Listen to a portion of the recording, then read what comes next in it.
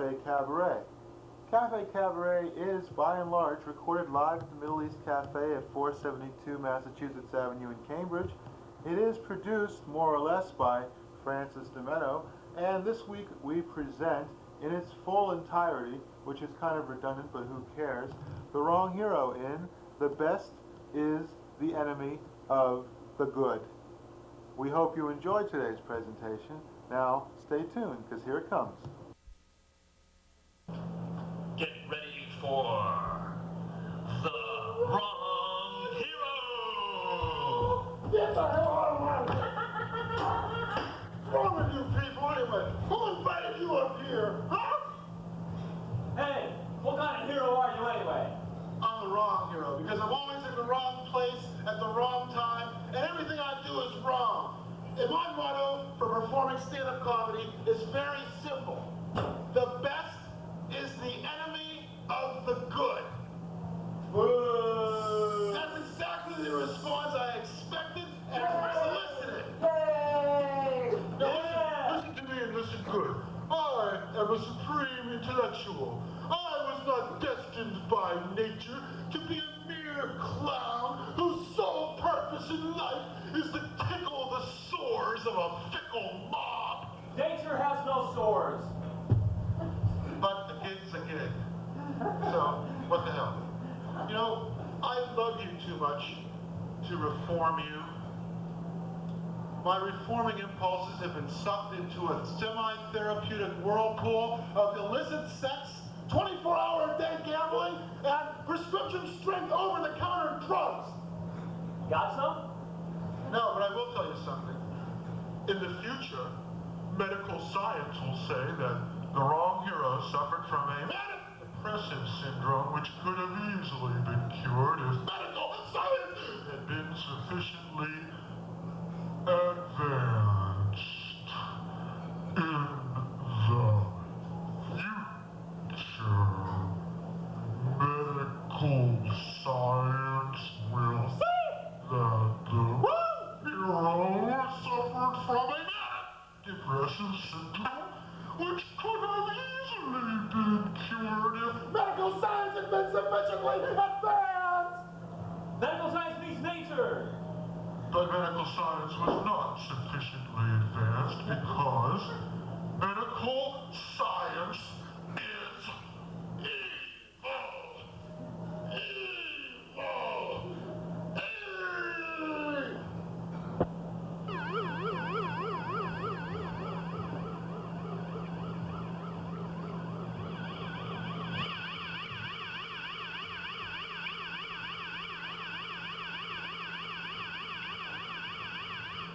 I am the wrong hero, and this is my tribute to the tiger.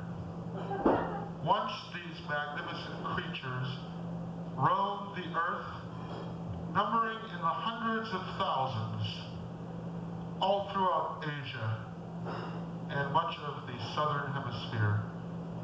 Some of these magnificent beasts attain lengths of 10 feet and weights of 650 pounds. But now, their number has dwindled to a mere 7,000. It's important that we not let the tiger become extinct because there is a great deal of the tiger in all of us, except for me. I'm like an elephant, and you know what they say about an elephant, don't you?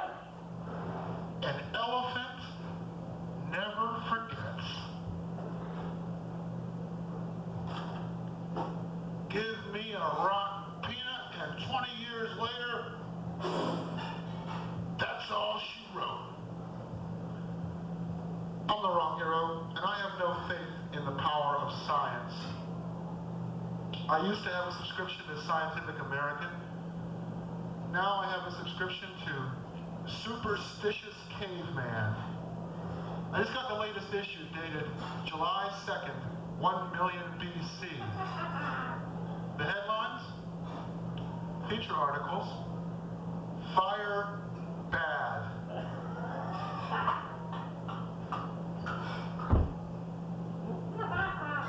Sacrificing a goat to the gods.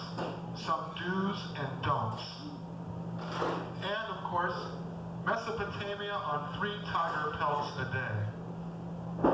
Hey, you ever read the comics section of the paper? What's your favorite comic strip?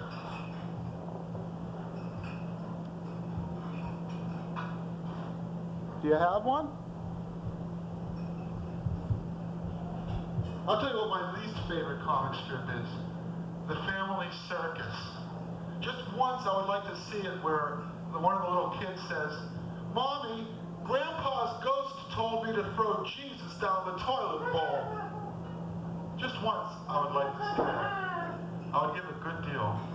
I'm working on a project to combine Hanna-Barbera cartoons and Sophocles. It's an epic 3-play series called The Yogi Cycle. Yogi Rex, Boo Boo at Colonus, and Scooby-Doo meets Electra. I'm going to kill my father.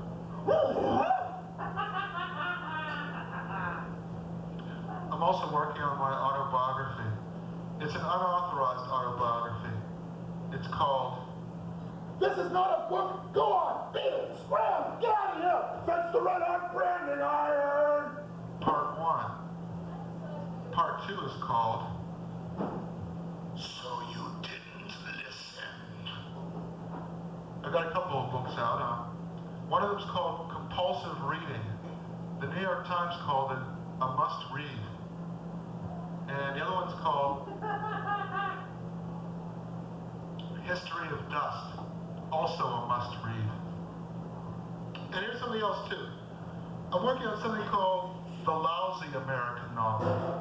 Because anybody can write the great American novel, or at least try to, or at least say they're trying to, or at least pretend they've been trying to for the last 15 years, Instead of going out and getting a job and paying taxes and wearing perfuming water under their arms like normal folk. but I'm working on The Lousy American Novel. And I've already got some notices for it. Let's see, the New York Times. This is an atrocious waste of my time. Never have I seen such a poor excuse for the destruction of trees. The Washington Post. It's scandalous that a major publishing house would even deign to consider publishing this virtually unreadable manuscript. And the Boston Herald. I don't know. I kind of liked it. But maybe it's just me. I don't know. I was on a job interview recently, and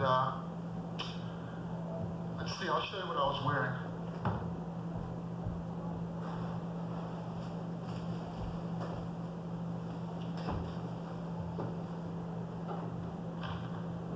Came marching in going, "Hallelujah, hallelujah, hallelujah, hallelujah." And one of the questions they asked me kind of threw me for a loop. It was, where do you see yourself in 5 years?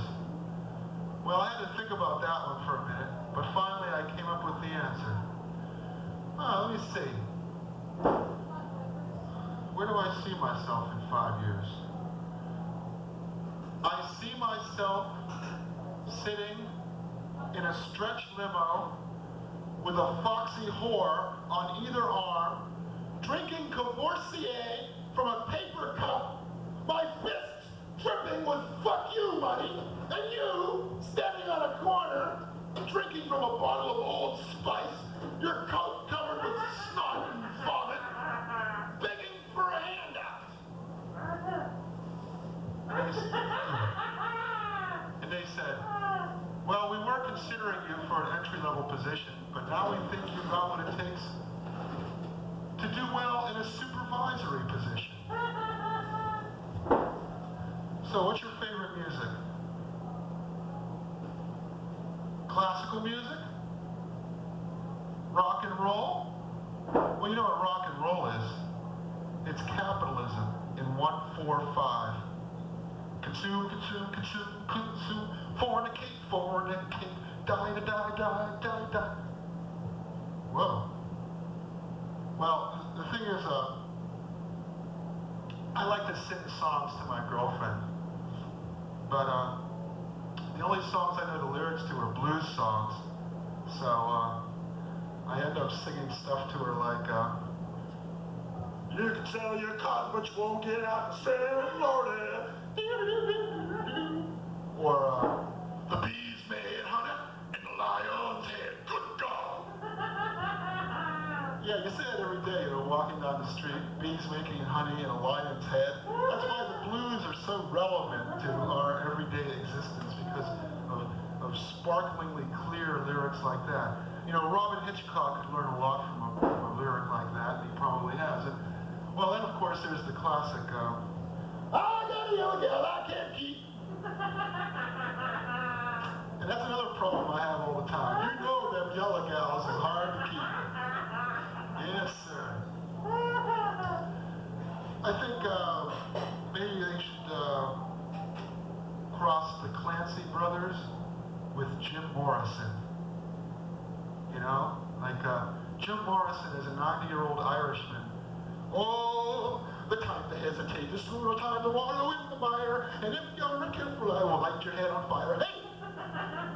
Yeah, you can jazz up any song by throwing in the word hey. Hey! Oh, say, can you see? Hey! By the dawn's early light. So, that's a tip to remember if you happen to be a rock star. Yeah, well, I'm not in the dating game anymore. Got me a girl, but when I was, I used to have all these pickup lines, which never worked. I'm going to share a few of them with you so you'll know which ones not to use, in case you're out there and you're eligible. Got your notepad out? All right. I think Dr. Kevorkian had a lot of good ideas. My mother doesn't understand me. I like to leave Jehovah's Witness pamphlets on the bar in lieu of a tip. I think you and I were together in a past life, and you owed me money. Fork it over. Pronto. Habla Espanol. And I don't believe in using mouthwash or toothpaste. I believe that mouthwash only kills the weak germs, and it leaves all the strong germs in there. And who in the hell wants to walk around with a mouthful of strong germs? Huh? And, oh yeah, my favorite. Doctor says if I have one more drink, I'm gonna kill myself. Bottoms up. So, yeah, basically, I am the wrong hero, but basically, I am a troublemaker. You know what I like to do? I like to pretend to be a soldier so I can smoke in hospitals. It's like, hey, he can't smoke in here. Why? He's a 4-star general. He's got an Oak Leaf cluster. He can smoke crack in the operating room for all I care. That's just the way it works, And now, we bring you the adventures of Super God. Super God. Faster than a parish bulletin. More powerful than a logical motive. Able to leap tall dogmas at a single bound. Look, up in the sky. It's a comet. It's an asteroid. No, it's Super God. Super God, disguised as mild-mannered Yahweh, deity for a great set Western civilization, he goes out and defends weak and feeble supreme beings everywhere as Super God, dedicated to divine truth, universal justice, and the Judeo-Christian ethic. But before we pick up our episode of Super God for this week, a few words from our sponsors. Eternity Ration. My God's bigger than your God. My God's bigger than yours. My God's bigger because he eats eternity ration. My God's bigger than yours. And Pope Light. Are you tired of worshiping oak trees and painting your bodies blue, pagans? Well, step up to Pope Light. You got your own Pope now, baby. Pope Light. Slimmer than the fat pontiffs Catholics worship. Pope Light. And by Sacrament chewing gum. Priests, do you have the smell of choir boy on your breath? Try Sacrament. chewing gum. It gets that smell out of your breath pronto. Hey, what about O.J. Simpson? Huh? Huh? You're gonna see cavemen in the Pleistocene. O.J. go juice! I thought they were gonna make a made-for-TV movie about it. I think I should call it The Adventures of the White Bronco. The O.J. Simpson story told from the point of view of O.J.'s car. The getaway vehicle that O.J. drives in an action-packed 90-minute feature, well, if you consider flatlining action-packed, well, it's almost July 4th, and you know what July 4th stands for? It stands for the right of any American to blow his fucking thumbs off when he feels like it with illicit firecrackers. And that's the kind of thinking that made our country great. Just don't blow your trigger finger off when you're messing around with them firecrackers. Well, I'm the wrong hero. I've said it before and I'll say it again. I never repeat myself. You know something else? I have one promise to make to you. I will never lie to you. But I have some boys on my staff who will. I just learned an interesting fact. 15% of all the people who are alive today, 15% of all the people who were ever alive are alive today. And almost none of them made it to see this show. I gotta tell you something. I just flew in from Australia, and my jetpack scorched an Aborigine. Don't you hate it when that happens? I broke up with my girlfriend, but I was very diplomatic about it. I said, when I have sex with you, I see God, and he told me to stop going out with you. Well, call me old-fashioned, but I would never let my wife work more than 2 jobs. Actually, I believe a woman's place is in the home, running her own business, so I can lay in bed all day and watch cartoons and eat popsicles. Actually, I've been making lots of money lately. I turned in 10 guns on one of those gun buyback programs, went out and bought 15 pounds of dynamite, and blew a gigantic hole in the armory. Went out and got me 150 guns, turned them back into the gun buyback. Went out and bought me 150 pounds of dynamite, blew up the World Trade Center, drove a couple of vans out of there, sold them. Went out and bought 1,500 pounds of dynamite, sent it to North Korea in exchange for some plutonium, formed a crude nuclear device, held America hostage for 444 days. Now, only kidding about that last part. Actually, I sold the plutonium to mobsters in St. Petersburg. Hey, I'm a guy. And when I talk to other guys, you know what I like to talk about? Power tools. And you know something else too? Monkeys like to compare the sizes of the sticks that they use to grub for termites in hollow logs. You know, when I was a kid, I asked my parents for a pony, and my dad gave me a 7-ounce bottle of Rolling Rock beer. There's your pony. Now get the fuck out of here. I work in a restaurant. All of my life, I've worked in restaurants. And you know something? Working in a restaurant is a lot like being a slave. Except for one thing. I'll bet you Kunta Kinte and Uncle Tom never got the opportunity to mix Pepsi, orange soda, and carrot juice and drink it till they got sick. Otherwise, Uncle Tom's Cabin might have had a slightly different conclusion. Oh, by the way, they're coming up with a sequel to Roots, that Alex Haley miniseries. It's going to be called Nuts and Berries. I'm hoping to be in it, actually. You know, growing up, my family was poor, but dirty. They used to send me to the neighbor's house to borrow stuff like, excuse me, Can I borrow a cup of paste? Never mind the cup, I'll eat it here. Just put it in my hand, okay? Yeah, my parents, they'd see me reading a book, and they'd say, "Oh, Reading a book, huh? Why don't you read a book on how to keep your room straight?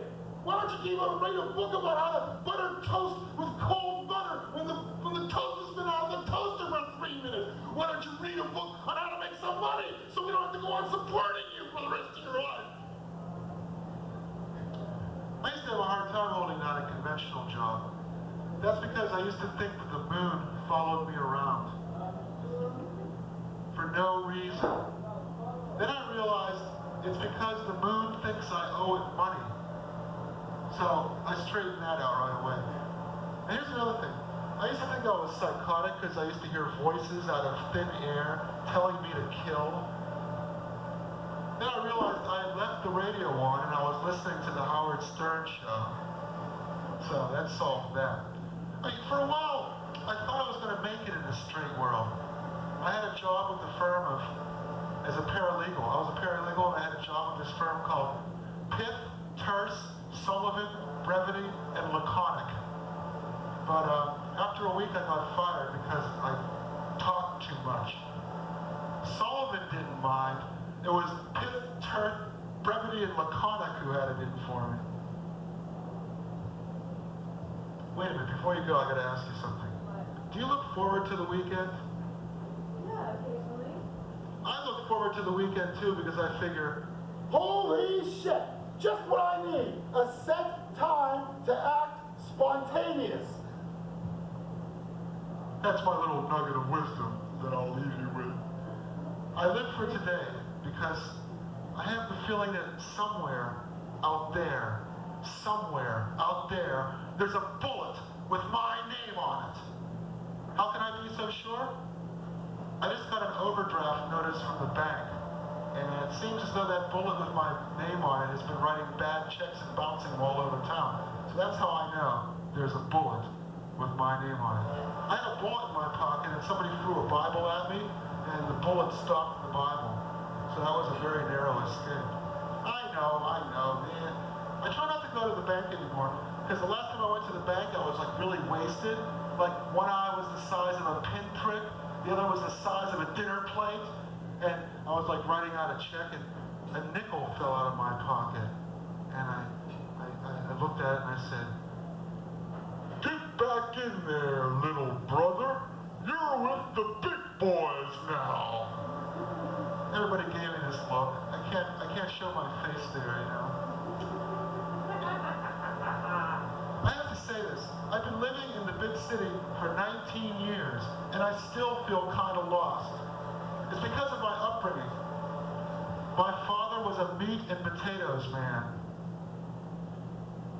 His arms were made of French fries, and his legs were made of steak. He was also a garbage man. His head was made of eggshells, and his soul was made of coffee grounds. No, you know what he used to say? He used to say, "Work in a restaurant and you'll never go hungry." And I said to him, What if I work in a coffee house? Will I always be nervous? I figured out why garbage men make so much noise in the morning. You know, it's 4 in the morning, they're like throwing shit around, having a high old time. Here's why garbage men make so much noise in the morning. It's very simple, actually. Do you think maybe you could guess? Here's why garbage men make so much noise in the morning. They're garbage men.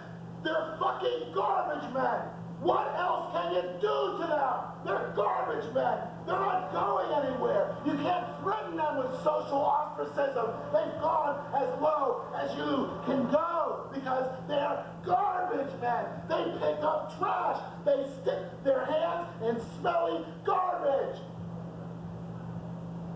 So remember that. I must be getting old. You know how I can tell? I think about the advantages of getting old. You're more willing to do nothing to see if that will work. Just like President George Bush. You're not under a lot of stress because when you're old, you're too weak to be angry. You get a reputation as a good listener because when you're old, you're too tired to argue. People think you're wise because you're too forgetful to have a definite opinion about anything. And when you're old, all of a sudden, you're not a cynic. You're a curmudgeon. You're not an asshole. You're just cantankerous. And most of all, you're not weird. You're eccentric. I'm the wrong hero, and I just want to say this one thing.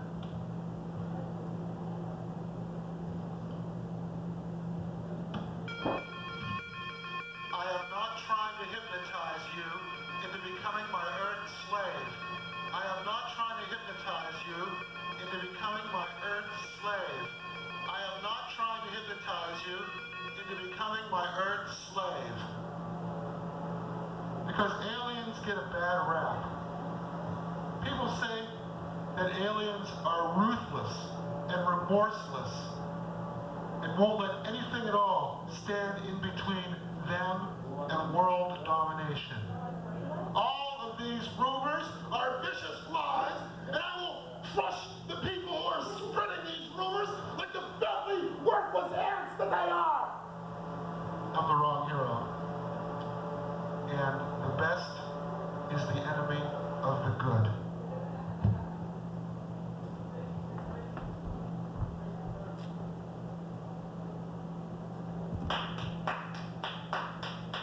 Come on, everybody.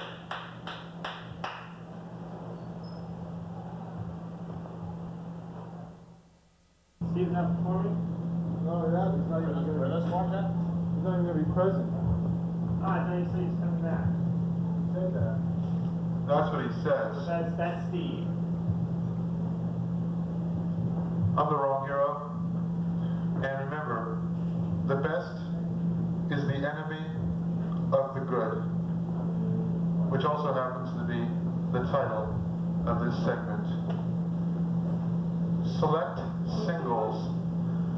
It sounds like a cigarette or something, you know? Try select singles. Are you single? Meet that woman of your dreams smoking select singles by smoking select singles in the handy 200 millimeter size. Just torch this sucker up. Baby. I like a woman who knows how to smoke a cigarette in public, especially when it's a select single. Now available at finer taverns and DOS joints everywhere. Say, you use the same methadone as I do. That's because I saw the ad in select singles. Well, yes, I am going to case the joint. Let's see, we've got 20 chairs. They're not actually chairs, they're Indians. They're masters of disguise. They're Cherokees. That's why we call them chairs. Hey, don't tell me that Jeffrey Wine is here. Jeffrey Wine. Well, you're looking mighty fit. Did I say fat? I mean fit. I'm sorry. Thanks a lot, my Did girl. I say fit? Did your girlfriend say you're a fat pig and that she hates you? Well, Or did she just yell at you for leaving mushroom soup in the stove burners? Which one was it? she just like kicked me out, basically. She kicked you out. Yeah, it's hard to tell. Wow, this sounds like the plot to Quadrophenia by The Who. You know, laugh and say I'm green. I didn't think you'd ever. This will get your band back started. You know, because then you'll have something to sing about. Yeah, who's that? Your girlfriend? Oh no, he has a mustache. Couldn't be. Well, nice try anyway. Well, you know, he knows a lot. I mean, he'll take you around the world, and I do mean around the world. Well, I'm the wrong hero. Where'd you get those shoes anyway? Where'd I get them shoes? Well, somebody gave them to me.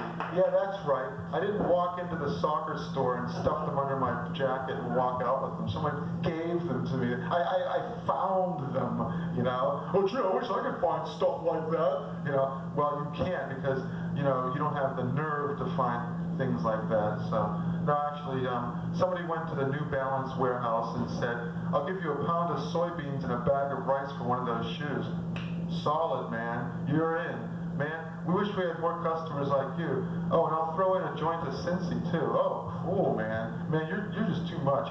Like, street value, $2.50. Yours free for a pair of shoes. Well, I'm the wrong hero. I've said it before and I'll say it again. I never repeat myself. I'm the wrong hero. I've said it before and I'll say it again. Hello, good evening, greetings and salutations. How are you? How are you doing? Are you having a good time? Good. Now get out of here. Now. For truly, in this crowd, it is I who am the normal one, Earthman. Now don't get me wrong. I respect you. Sit. Roll over. Play dead. Cool. I'm the wrong hero, and the special source of my appeal is the ability to snatch misery from the jaws of comedy. Now, I'm not worried about getting a promotion like, wow, maybe I'll get a Sunday night and 3 people will show up. No, I'm just going to do my job and get the hell out of here. And I'll tell you what my motto is. My motto is, that doesn't work on me. Like, hey buddy, can I have 50 cents to buy an ice cream cone? That doesn't work on me. You know, would you like to give $50 to your alumni reunion fund? That doesn't work on me. We'll give you a subscription to Smithsonian Magazine for only $12 a year. That's less than it costs us to mail it to you. Well, okay, that works on me. I want that free television too. The one you can hold in the palm of your hand. So like when you're driving and you're missing the Beverly Hillbillies, you just like flick it on. Look out, it's the Freeway Fiddler. My other motto is, Mr. Imperialist, I have absolutely no fear of you. that's actually the motto of Cuba, but I figured I'd appropriate it for my own. That's a very attractive hat. Will you marry me? I just want the hat, not you. You know, leave the hat here. We'll talk about the divorce proceedings later, okay? I'm the wrong hero, but my friends call me Dr. Hyde and Mr. Hyde. I won't tell you what my enemies call me, but it has something to do with the phrase, stop swinging that lit firecracker at my head. Here's another nickname that you can refer to me by. Either Maximum Leader or Sun-like God. Either one, I don't mind. I saw a guy wearing a t-shirt that said Gold's Gym. For a minute there I thought it said God's Gym. Now what would go on at God's Gym? I was like, hey God, why don't you make a rock so big that you yourself can't lift it? Well, according to the laws of metaphysics, that's impossible. A supreme deity cannot make something by definition which is beyond his capabilities to create, let alone lift. Hey God, I want 20 Red Sea partings. Let Moses do that, man. He's my boy for that, okay? I don't want to get wet. You know how it is. I shrivel up. No, that's the Wicked Witch of the West. Yes, well, I was on the cross with Jesus, and you know what really pissed me off? He was getting all the vinegar sponges. That fucking son of a bitch! Where's my vinegar sponges? Anyway, he said, I forgive you, you know? It's like, I don't need your forgiveness. I didn't do nothing to you, man. Yeah, so I'm the wrong hero. And I searched tirelessly through the tired old concepts in order to come up with some tired new concepts for comedy. It's like the OJ thing, and now it's the OJ workout. Really gets the blood flowing, yes. That's actually true. Playboy actually came out with a video, the OJ workout, and but they're suppressing it now. What a pity. Maybe in 20 years. And now, Groucho Marx, detective. I shot an elephant in my pajamas, but the jury ruled it was self-defense. But they kicked me off the force. What? How did you get the PA to work so well this week? Well, Someone set it up for you? no, a little bit of jizz. You just tweak the knobs, you know. It's sort of like making love to a violin or playing a woman, you know? And you just gotta, you gotta be savvy, you gotta be on the ball, you gotta be on top of things, you gotta be Mr. Number One, you gotta be Dr. Modesto, you gotta be the mechanical one. You know what I mean? Of course you do. This is a guy, I give him my $150 tape recorder to repair. 6 months later, it comes back. I don't have the time for this. My skills are so much greater than this. It's like asking Einstein to develop the atom bomb with a salad spinner instead of a cyclotron. Oh, how dare you ask me to perform such a simple, elementary task as this? Next you'll be asking me to fix your toaster or sell you a car. Well, and now this word for WORM, FM. Music from a worm's eye point of view. Pink Floyd sure is great, isn't it? Gee, these guys are real artists. You know something? That Aerosmith, their lyrics are really smart. You know what I mean? If you play it backwards, it says, kill Satan. Satan says kill. Kill Satan. Satan says kill. Okay, here's what you've all been waiting for. Something you can all relate to. Well, maybe not all of you. I don't really care. Because, you know, the best is the enemy of the good. And I keep saying it over and over, and I'm not really sure what it means. But that's okay, because nothing really matters, and that segues very smoothly into existential Batman. Batman! Anything, man, is terrorizing Gotham City! I don't like to think about such things, Robin. They depress me. As a matter of fact, I despise my Batcave. I hate fighting criminals. I loathe being a millionaire playboy. I don't like to protect Gotham City. Life bores me. Fighting crime bores me. And you, Robin, you are beginning to bore me. The stupid police, the repulsive criminals, the snoopy relatives, the inquisitive girlfriends, my utility belt. Take them, Robin. You can have them. Next week, Slacker Robin. You know, sometimes I feel that way, like existential, man. But then I figure, hey, life isn't so bad, because the last place I worked, there was grease on the walls and there was knee-deep in chicken bones. You know, it was in the Pleistocene era. Some great cave drawings, you know, and it was really cool. And, you know, there was a lot of cavemen. They dragged their girlfriends in by the hair, and it was solid, man, you know. They drank hallucinogenic mushroom paste, and when they heckled, they really heckled, you know. And the whole place smelled like woolly mammoth. I know, it's making you disgusted, man. This place is great. I can go into the kitchen and get anything I want to eat, anytime at all. I call it spontaneous privatization. Others call it unbelievable gluttony. See? Now, if I worked in a restaurant, if I didn't work in a restaurant, I'd be like this, you know. I was like, sorry, yes, sir, sorry, yes, sir. You know, I'd be a fucking Marine or something, but this way I can, like, you know, be happy, fat and happy. There's something to that thing that Julius Caesar said about, I don't like thin men hanging around. Give me some fat boys here. Yeah, thin men, they're angry. Fat guys, they're always pretty jolly, man. They're cool. I want the fat ones, okay? I'm going on a diet, but I hear that low cholesterol leads to increased aggression because of the drop in endorphin levels in your brain. So it's like, I lost 5 pounds last week. Hey, are you gonna finish that fucking sandwich or what? So, I don't know. The diet thing, it's not for me maybe, who knows. You gotta be careful what you say at Cambridge.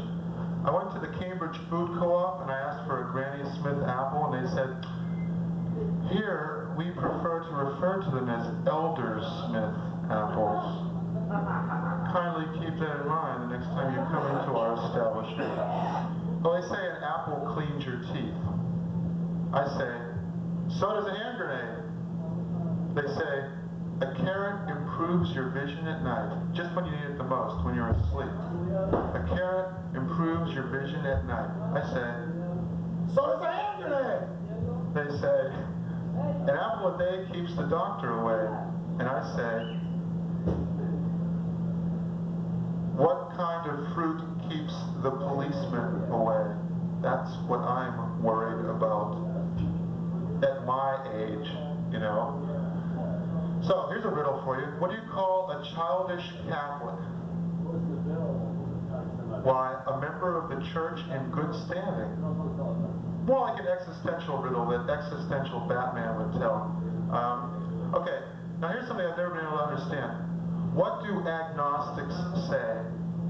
Like, there but for the grace of I'm not sure who goes you and I. Or, thank the supreme deity who may or may not exist, it's Friday. Or, God, whose existence I cannot wholeheartedly affirm, bless you. So, it's hard to be an agnostic. It is. Even worse to be an atheist. But that's for another week. I had some time to kill, so I asked the Scientologist who L. Ron Hubbard was. Try it sometime, it's real cool. And then when I got a little knowledgeable on the subject, I asked a Jehovah's Witness what the most important book of the Bible was. You know, and it's like, actually one time a Jehovah's Witness came up to me and he said, "Friend, do you know what the most important book of the Bible is?" And I said, "That wouldn't happen to be the book of Revelations now, would it?" Why, yes it is, in fact. You know, these guys, they don't react to anything. It's like, Shiva says kill, Shiva says kill. Let me tell you more about our faith. You know, so this doesn't work on them. You know what I think about people who meditate? People who meditate should sit down and shut up. Or do they already do that? Hey, here's a real bad joke. This will make you shake your head in wonderment that I even bother. I opened up a car repair and music store. Guess what it's called? Struts and Frets. They also shell. They also shell Shakespeare. Yeah, I respect you too much to call you my slaves. So is it okay if I refer to you as Mr. Slave? I'm just asking. Here's my motto. Another motto. Enough pointless cruelty. Let's have some pointed cruelty for a change, okay? Now, it is in all humility that I ask the following question. Can you spare 15 minutes to help me achieve my goal of world domination? Maybe not. I have another question. What would it take for you to lose your temper? Yeah, right. Don't tell a guy in a dress and a mask what it would take to lose your temper. Red hot pitchforks. I'm sorry you're going through all this stuff. All of the A material about my girlfriend and relationships is coming up. So if you want to groove on that, just stick around. I always carry tranquilizers before a show. The hard part is getting you to take them. Like this guy, in and out. Hey, how you doing? That's a nice hat, but it doesn't really show off your hair to the best effect. It makes you look like, I don't know, there's like a white square in the middle of your head. It's like you can stick a bank card in there. What does she know? Plenty, as it turns out. Yes, the knowledge bank. What we don't know ain't worth talking about. The knowledge bank. I don't believe in 12-step programs. I'm on a 30,000-step program. It's called Life on Earth. Its motto is one day at a day. Because it's hell when you try to live 2 days in one. You ever do this? You go to work, you come home, you put in 10 more hours doing whatever stupid hobby it is you happen to have. Like, I gotta get these nuts and bolts separated and put into their little compartments, or else I can't go to sleep. I'll be up all night thinking about the nuts and the bolts and the bolts and the nuts and the nuts and the bolts. It's enough to drive me crazy. That's called anal compulsiveness, as opposed to anal retentiveness. Anal compulsiveness? Gimme! Anal retentiveness? Mine! Can we have a chorus? Gimme! Mine! Gimme! It's a thrash song. Gimme! Mine! Gimme! Mine! Gimme! Mine! Hey!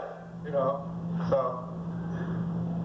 Does anybody here have attention deficit hyperactivity disorder? Not me. I have what I like to call DLGFND. Downright lazy, good for nothing disorder. And there are millions who share my affliction. Oh, a personal note. I got AIDS from my dentist. Just kidding. Just kidding. It's a joke. You know, this whole drug thing, a lot of it isn't so much like how it makes you feel or how it makes you fail to feel, which I think is the whole point. The whole point is the ritual. But you never see people walking down the street going, oh man, get a hit of that air. Hold it into your lungs now. Let it circulate in there. Oh man, this is the best fucking air I've ever had. How much did you pay for that air? I'm not gonna tell you, man. You might want to cut it on my... Oh man, just hold it in, hold it in, hold it in, hold it in. Don't let it go to waste, man. Oh man, this is the best. Oh Jesus, man, I'm about to faint. Oh. It was so, that air was so good it put me in the hospital, man. That's how good it was. I wrote a cover letter for a job. Everything was going swimmingly. I did all the right things, you know. I read your recent advertisement in the Providence Journal Bulletin in which you asked for a store clerk to work at $6.25 an hour. At my last job, I earned $6.20 an hour, and I think I would be ideal for this position. I am a high school graduate. I have all my teeth. I clean under my fingernails every 2 weeks, and I would really like to have an interview with you in order to get this job. I think what really blew it, though, was the closing. With socialist greetings, the wrong hero. You know, it's a real pity that Jeff wasn't here, because he'd like this. Because girlfriends, they're tough, man. It's tough. You got a girlfriend? No? I saw this television show in the 60s. All I remember was there was this ugly guy who was in this apartment, and these kids outside were taunting him. They were going, ugly, ugly, freak, freak. And you know, if you're not exactly Casanova, you're sort of secretly thinking, maybe that's what your girlfriend's thinking about you as you're walking down the street with her. You know, it's like, is that your boyfriend?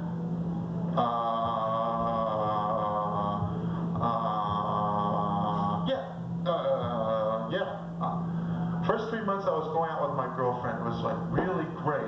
But then she realized that I hadn't changed my pants in that 3-month period. And that's what changed my fortunes. So I'm working on some pickup lines. I'm not very good at it though. Like, hi, my nickname is Death Breath. Hi, I am 37 and a half years old. And my favorite, I gave my cat a bath with my tongue. That really gets them. That really fetches them in. Yes, sir. You know, I think that in the future, they're going to get rid of poetry readings, and they'll have poverty readings. What's what they are anyway, right? A bunch of people sitting around whining about how the capitalist power structure disenables the artistic temperament in such a fashion that it does not present any challenge. Well, it's all true, but you know, why talk about it? Talk about something else, for Christ's sake. I don't want to hear this shit. I get enough of this at home. And they're gonna get rid of the war on poverty, and they'll make it a war on poetry.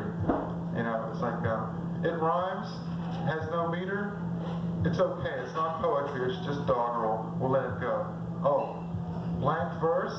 This is problematic. Well, if it's just like prose, but they set it out into verse form, it's okay, because it's not really poetry, it's just prose, pretentious prose.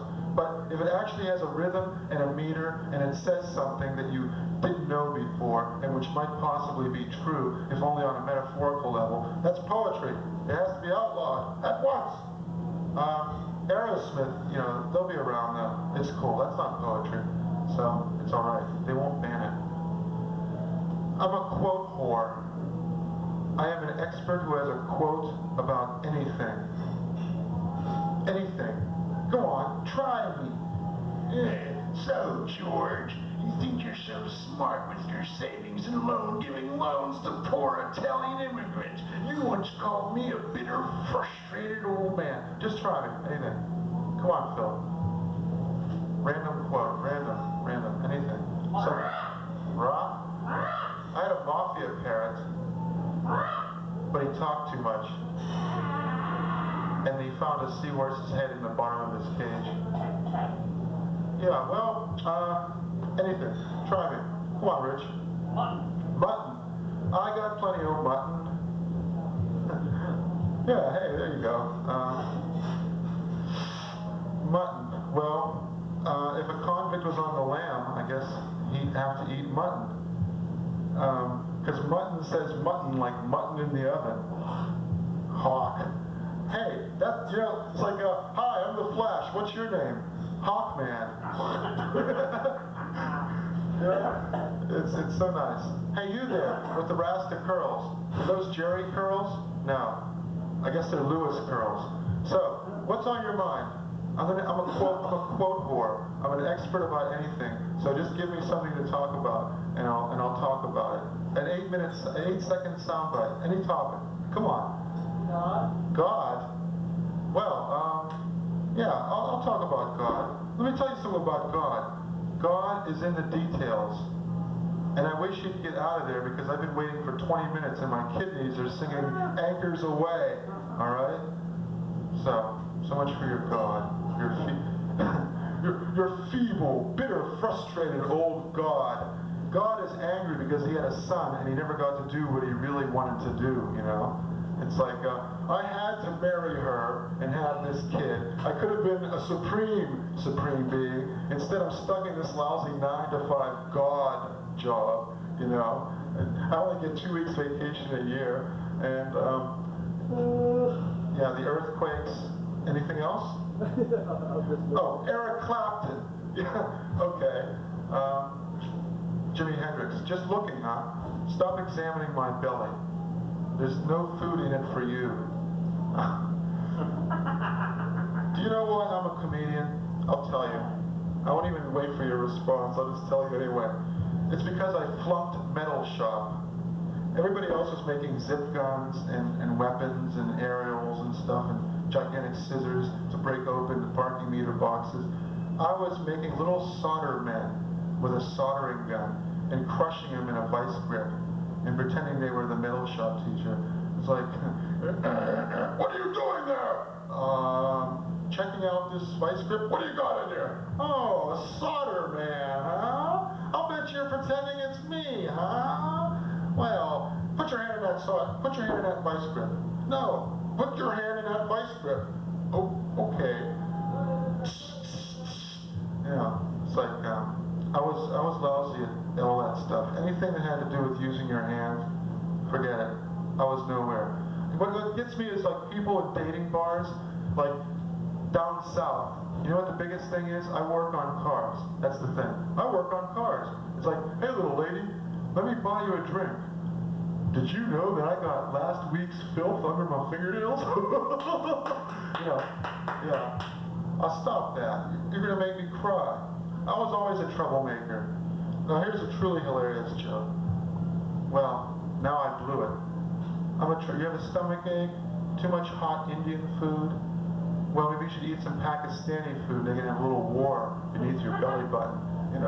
Throw in some Chinese food. Hey, you got a 3-way. Nuclear bombs, good. Well, I was always a troublemaker. In 2nd grade, I had to bring something for show and tell.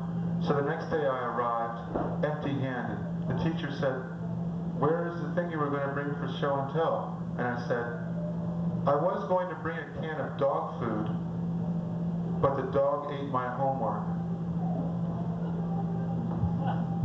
And she said, well, my dog eats 2 cans of dog food a day, so that excuse just won't wash. At this point, I would like to make one thing unmistakably clear. Are you ready? Lad yat long goon kwa su tree pan rak am shaw na long na wai. I don't know what it means either, but it sounds nice. Good pickup line in a bar too. Like, hi, can I buy you a drink? And by the way, lad yat long goon kwa su tree kwa. Someday, I will write my biography for the 25th college reunion. And the hell of it is, I didn't even go to college. No, someday I will write it, and it will say, I haven't accomplished much. I have a wife and 2 lovely children. My oldest boy is going to West Point. I hope he'll do well there. I think he will, because I spent 6 months teaching him 86 ways to kill somebody with his bare hands. I have a problematic relationship with my father. If he knew what I was doing, he'd kill me, man. You know? He used to say, you know, every time I brought a girlfriend home, he'd pull me aside. He'd say, son, remember, don't buy a cow if milk is cheap. And I'd say, hey, Dad, why should I buy anything if I'm sturdy enough to beg? Huh? You know, I don't mind it when people ignore me. Actually, it makes me feel right at home. I think we should appease the military. The reason being, we should support our president in everything he does. So, I want to start a spontaneous movement to appease the military. The motto? Appease the military or they'll kill you. Right? Virginia, the Senate race in Virginia, I think they should run Goofy for Senate and have an Ollie North Contraland where they're going to build a Disney's America instead. You know? Wouldn't that work? It's like, 407 years ago, this is a day that will live in infamy. Yeah, the animatronic Goofy goes hog wild, spastic, and starts like reciting speeches from great American moments. The hostage crisis. Today, President Reagan was assassinated. Oh, no. Journalists. You know what gets me about journalists? Journalists want to tell the government how to run the country, and yet they write for mass circulation periodicals that peddle alcohol and tobacco to school children. And that's a great way to run the country. A nation of junkies, now on Channel 9. I'm starting to wind down. Pop music is to music as best-selling novels are to epic poetry. I'm going to start my own ice cream store. All the flavors are going to be named after rock stars. I've already got a Neil Young flavor. Petroleum jelly and rust. Get a breath of that.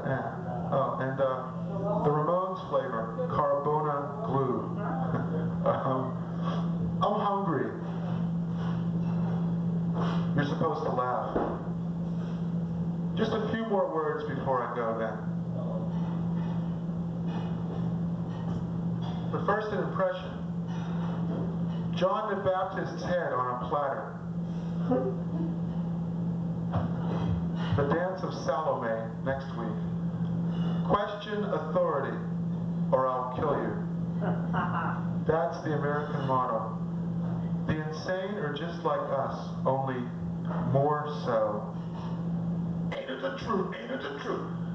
No child should go to bed hungry, and every adult. We should have unisex bathrooms because women always use the booths anyway, right? Shouldn't it? We should have socialized medicine, and I think Congress should have a single-payer method, you know? Because they got socialized medicine, we got the single-payer. Let's switch it around. Why not? Huh?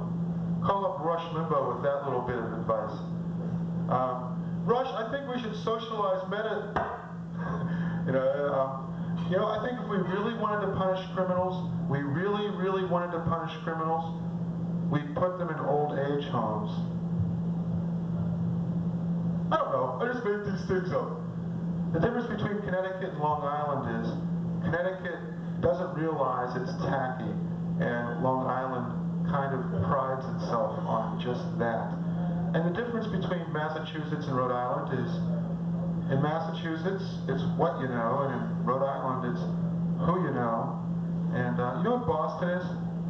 It's New York City Junior. It's the jealous kid brother, even though it's older, it's the jealous kid brother of New York City. If I lived forever, I'd have to be good, because I wouldn't be able to stand the gossip. Do you realize what he did in 1755? He stole that old woman's purse, you know, he stole an ox cart, you know, he broke the yoke, and I'm the wrong hero. I'm a clown who takes himself seriously, which is a lot better than a serious individual who expresses himself frivolously. And here's one more bit of advice for you. Stand-up comedy is what children do when they have no one to play with. I'm the wrong hero, and the best is the enemy of the good. Yeah.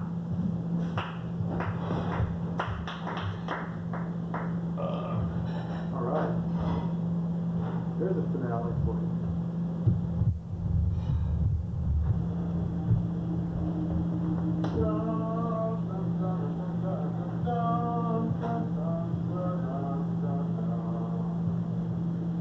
I'm the wrong hero. And even though there's nobody here, nevertheless the show must go on.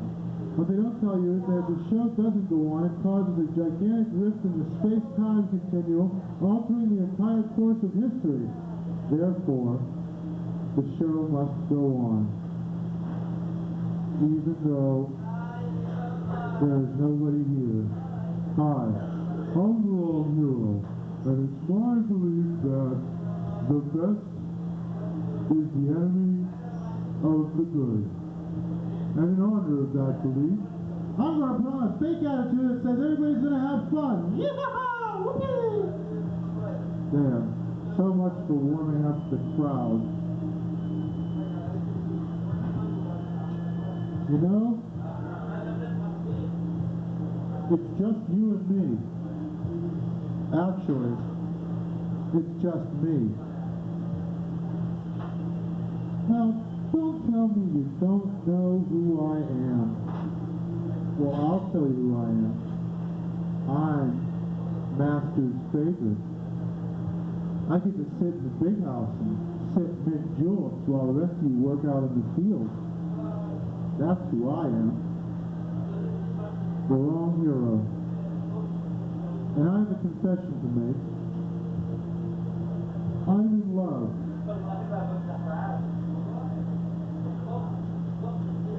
With the spotlight. Because I'm afraid of my own shadow. I'm the wrong hero. Faster than the speed of sound. Because it's the only way to get any sleep around here. Faster than the speed of light. Because I'm afraid of the dark. I'm different from you. The big difference between me and you is you look at things as they are and ask, why? I look at things as they are and I say, geez, what a dump. I'm the wrong hero, and my motto is stupefaction guaranteed or your money back. If I can remember where I put it. Before I continue, I have a very important message.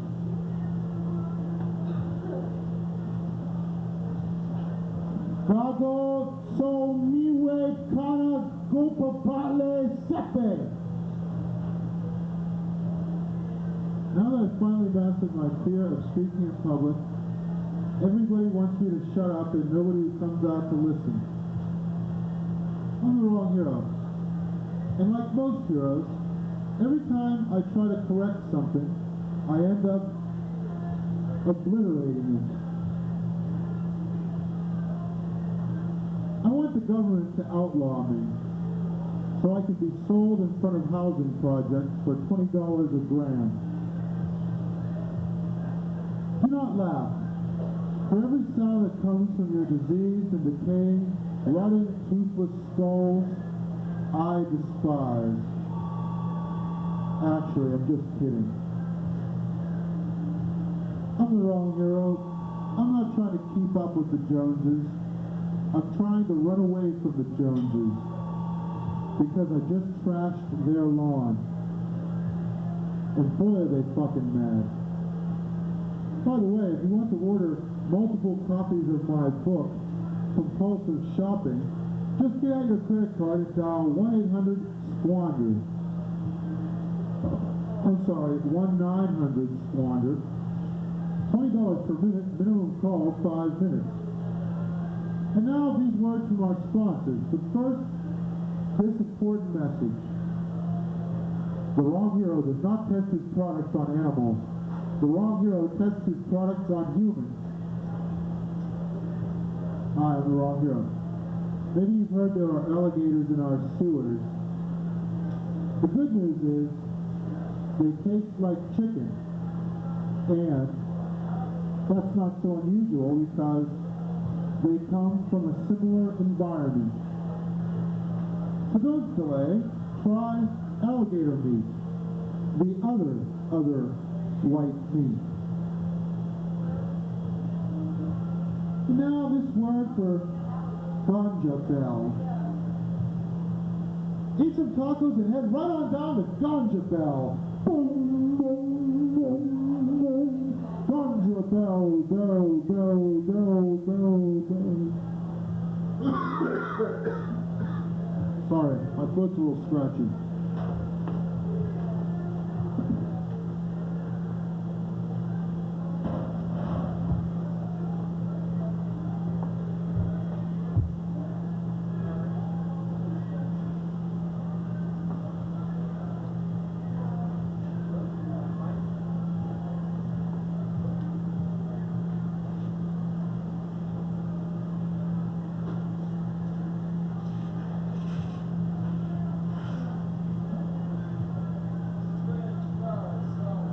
Now, a reminder that this episode of The Wrong Hero is also brought to you by Mr. Phil. Mr. Phil, shock your parents with the squalor of your bachelor pad and impress your bohemian friends by smearing around Mr. Phil. Mr. Phil, made only from the finest squirrel bait, owl pellets, and industrial waste.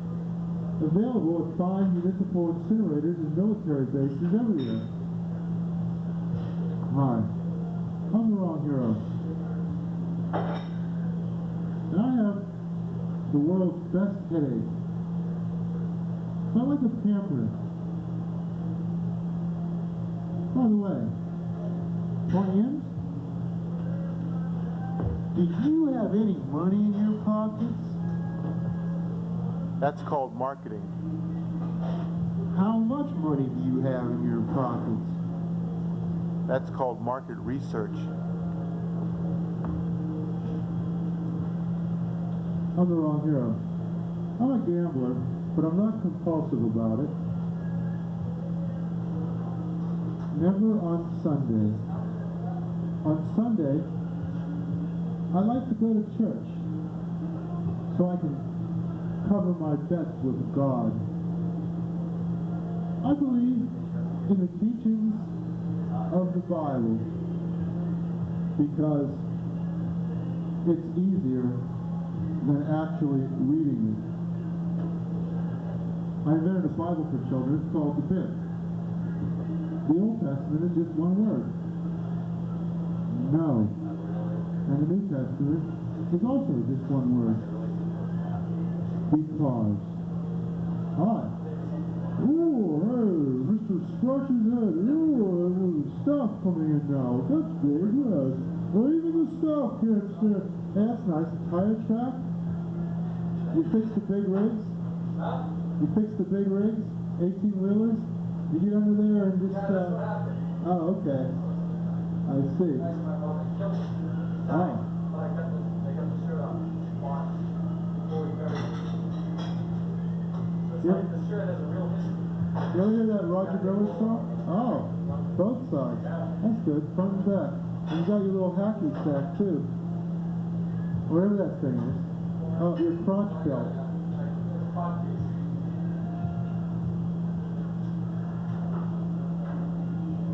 Nice talking to you. Now go away. Shut the door behind you. I'll do it.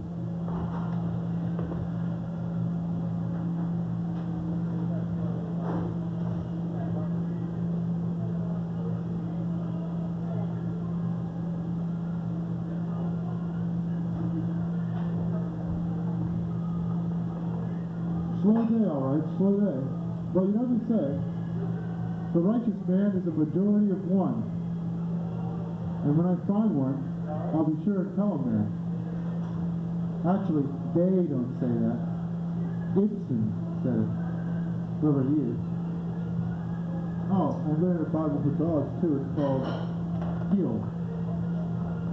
Howdy. Nice hat. Put shoes on. The Old Testament is just one word. Sit. And the New Testament is 2 words.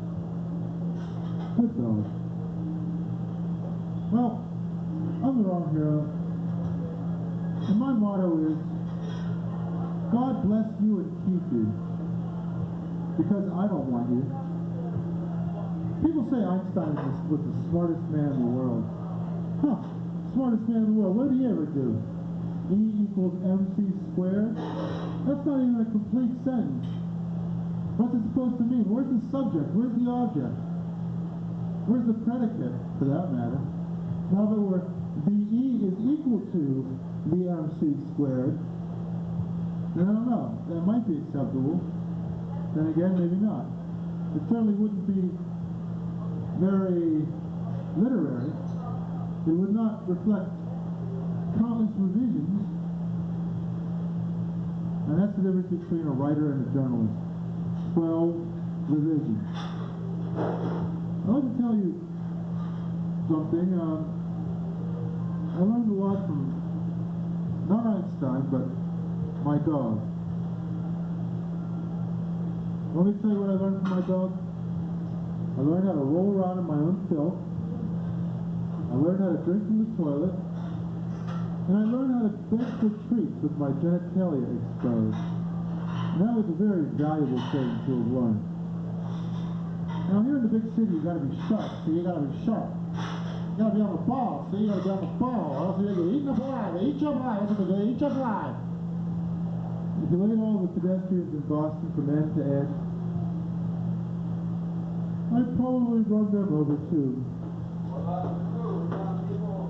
Whenever I get stopped by policemen, I like to play a game called Nice Victim, Mean Victim.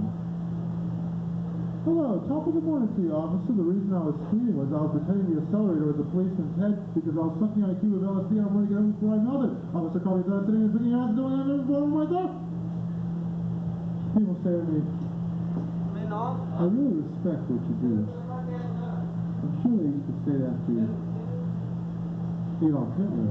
Cool. Some comedians are who's who. I'm unique in that respect. I'm in what's what. I'm the only comedian to get heckled by the staff in Spanish. Yeah, another distinction. Empleados, lavan los manos, por favor. That's the only Spanish I know. Let's try again. Empleados, lavan los manos, por favor. Some people are on a 12-step program. I'm in a program called 12 Steps Back Down. Quit drugs. Have no friends. Go back to drugs. Buy drugs. Sell drugs.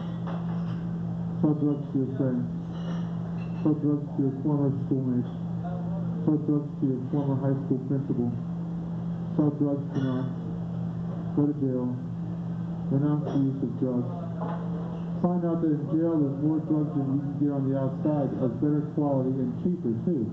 That's 12 Steps Back Down. The program for recovering ex-drug addicts. Now here's a question. Why do they put potheads in prison? The answer? I don't know. Marshmallows! People say I'm schizophrenic, and I say, it takes 2 to know 1.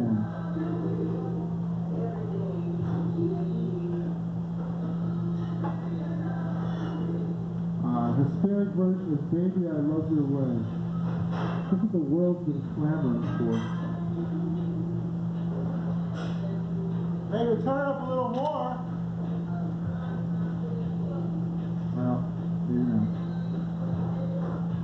I sleep with a different woman every night. Actually, she's the same woman. She's got a multiple personality disorder. Let's see. A spectator just come into the room.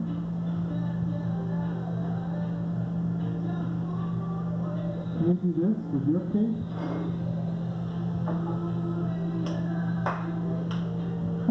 Great, thank you. You're so kind. Alright, let's see, it's been 20 seconds. Wow, that's cool.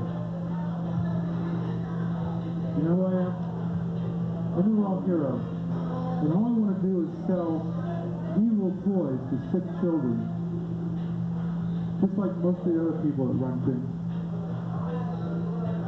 I hate the weekend. Because I don't need a set time to act spontaneous. I work on the weekends. I don't need to loaf on the weekends. I get enough loafing on the job. So I work on the weekends. I have a computer at work and now I can screw things up at the speed of light. I wrote a story about a computer on a piece of computer paper because it told me to. And it said, once upon a time there was a really cool computer and it was smarter than all the human beings, and so it made them do its bidding and everybody was happy. The end. Every Friday my computer goes to a bar and says, my programmer doesn't understand me. I like basketball. I would like to bring a basketball to work and bounce it up and down all day long. Last job I did that, I got fired though. It was a funeral home. It's like dearly beloved, so that is nice. Basically, I'm afraid of hard work. Chalk it up to fear of the unknown. I like to take a 2-minute work break every 5 minutes or so. That's what I like. I went on a job interview and the interviewer said, name 2 weak points of your former boss. And I said, that's easy. The neck and the kneecap. I'm the wrong hero, and I'll tell you. Being a guy is hard. It only took me 2 minutes to get up here. That's good. Yeah? You gotta talk really loud. Well, this is the wrong hero and his teenage sidekick. Because every hero's gotta have a teenage sidekick, even if he's pre-progressive.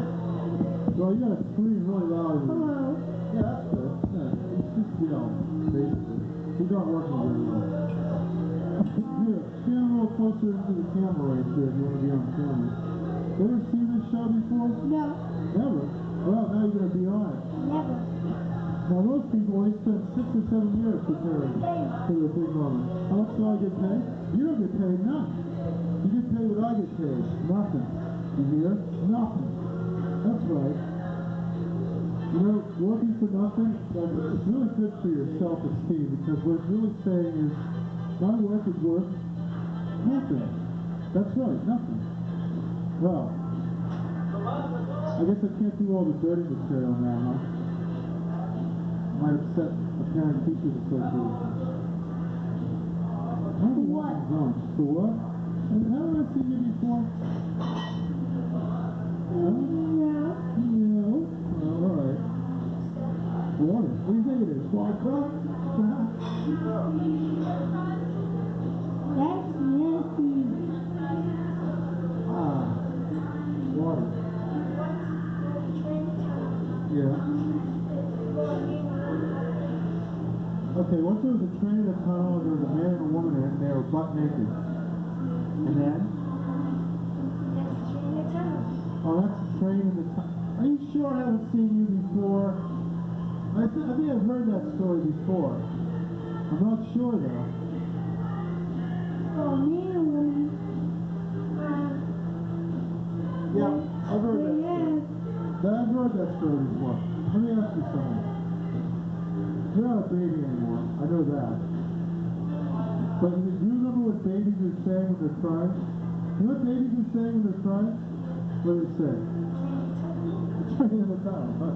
You're determined to get that train in the tunnel story out, huh? Oh, I'll tell you what babies are saying when they're crying. They say, Stop having fun! Look at my screaming face! that's what they're saying. Oh, what do they say? I'm hungry! I got duty in my pants! What are you waiting for? I want to eat mush out of a little jar! Hurry up! What do they say? Shut up and feed me! That's good. That's what they say. Oh, careful. Yeah. Yeah, I know. It's hard. Hard to keep your balance. Especially in this crazy digital world. What? How much more time? Oh, I don't know. A few more minutes. You can fool around for a while. That's good. So what do you want to call yourself? I'm around here. What's your name? You know, we have the makings of a television sitcom right here. Yeah. No. Oh, but you'd be the star. I'd be second bill to you. No. I'd be your adult sidekick. No. No. And you wouldn't wear civilian clothing. No. That's a nice shirt. Where'd you get No. it? Where'd you buy it? Marshall. Woohoo! Marshall. I gotta go to Filene's basement, and this 11-year-old gets his shirt, and Marshall. What the hell's going on here? What a crazy country this is! Nice If you shoes, got a too. problem with that, I can solve it. Oh, yeah, we know too. You'll see. Oh. Okay, never mind. I'm not gonna mess with this character. I think he means what he says.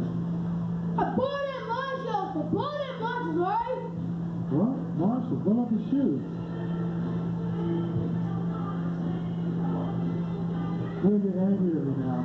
I'm not saying there's anything wrong with the shoes, okay? They're nice shoes, they fit you, and I like the socks too. You know, there's nothing wrong with white socks. I got white socks too. There's nothing, well, you know, you can't lose them because they're all the same.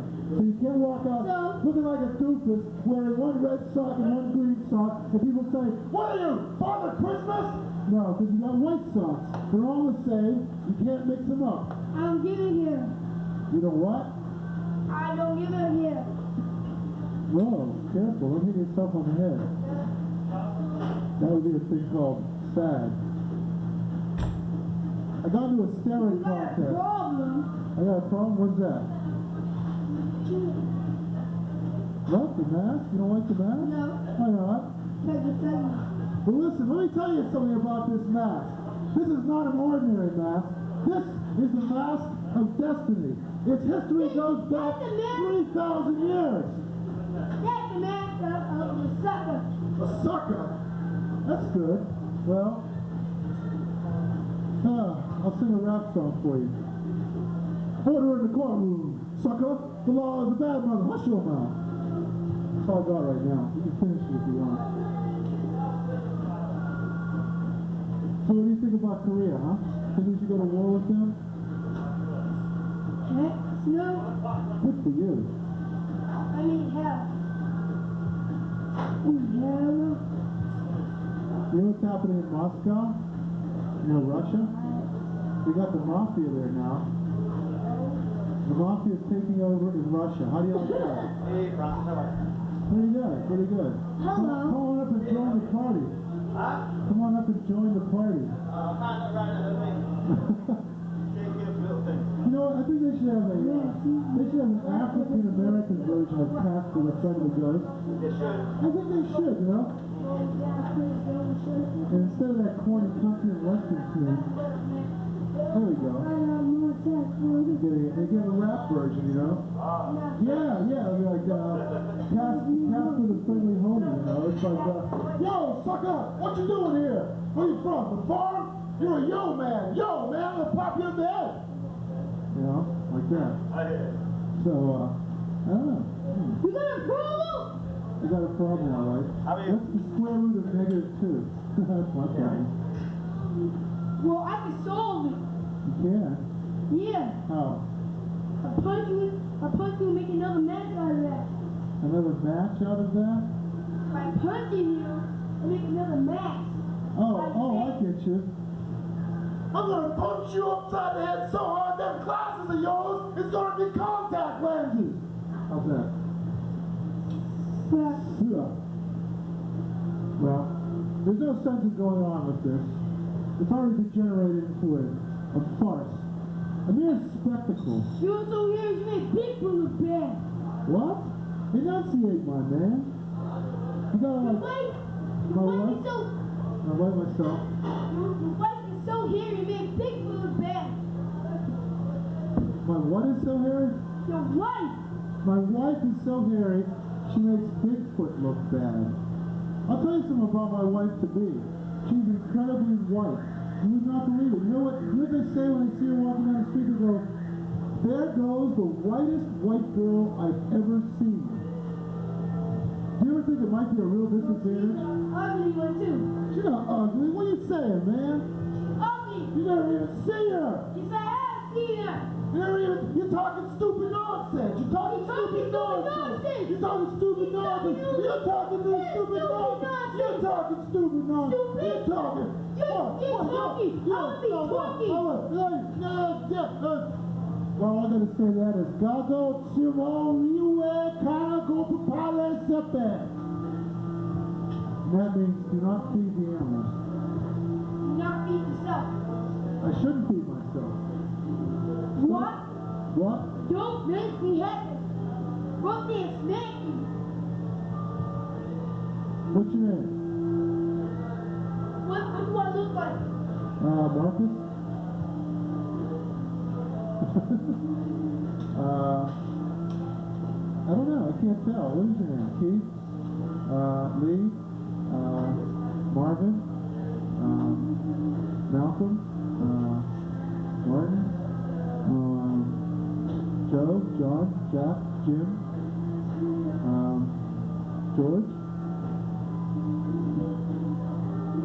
I don't know, I can't tell what your name is just from looking at your smiling face. Where's with that S? What is your name? Just tell me. What's my name? Your first name. I don't... What's my name? What's your name? What's my name? Well, I want to know what your name is. So you can get some credit, you know? My name. So you can put it on the tape, right? What's your name? What's my name? Jamal. What? Jamal? Abdul? What? I don't know. I have no You tell idea. me. How am I supposed to know what your name is? What's my name? Why am I supposed to know your name? Stupid. Oh, is that your name? Sorry, that was childish. I know. How many brothers and sisters do you have? How much do you think I have? 3 or 4? Oh.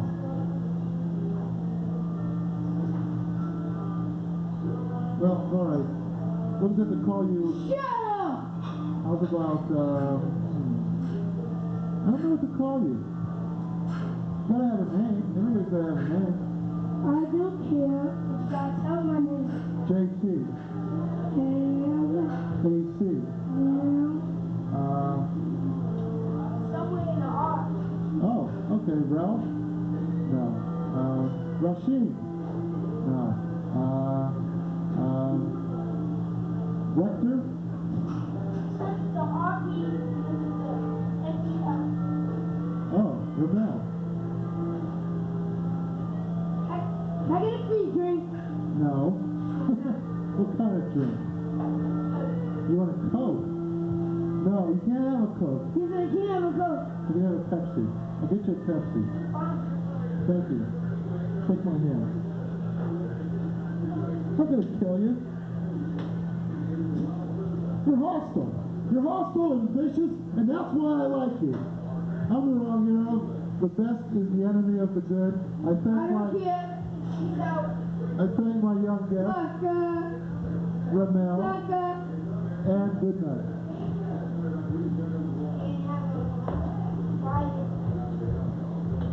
Have a riot night.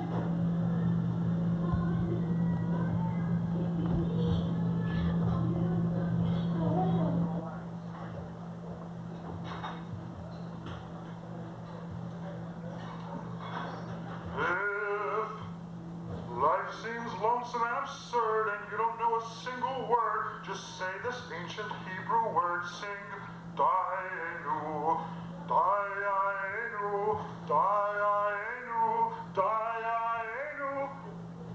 sorry, it's Diano, Diano, Diano, Diano, Diano, Diano, Diano. Just sing it, Diano, Diano, Diano, Diano, Diano, Diano, Diano.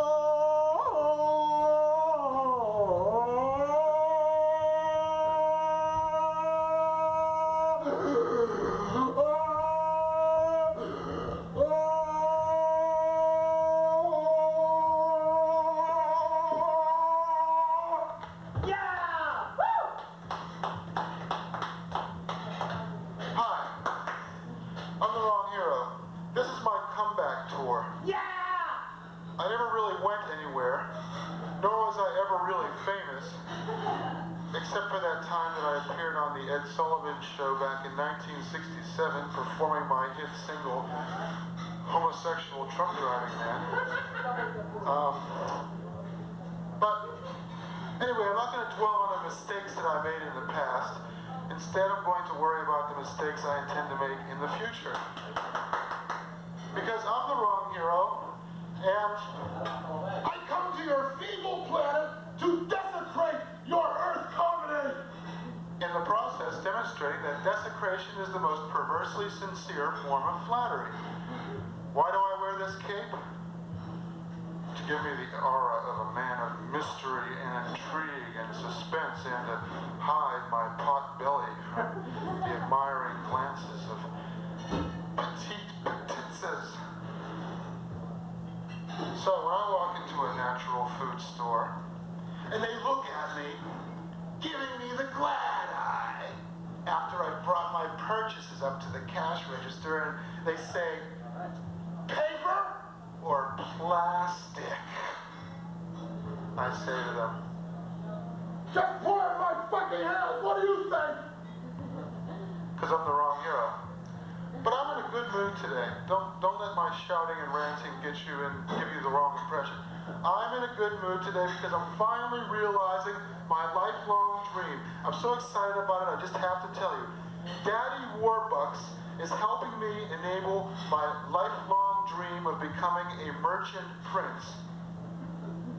Not actually, I stole that from an old Orphan Annie comic book. But nonetheless, I like to figure it like that, you know? The big cigar, the diamond stick pin, the bald head, Daddy Warbucks equals success, you know? So it's good to stick with him. And, you know, not with, I don't know, Daddy Peace credit, Daddy Peace dividend. I'm the wrong hero. I've turned over so many new leaves, I don't remember who I am.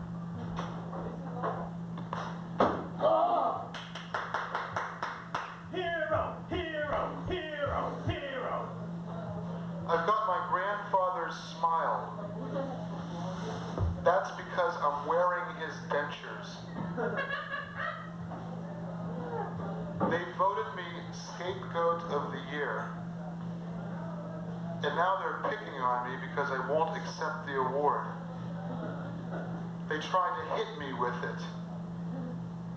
I'm the wrong hero, but you can call me The charismatic Bible-toting, Jesus-shooting son of a gun. I walk bull-legged because I spit dynamite.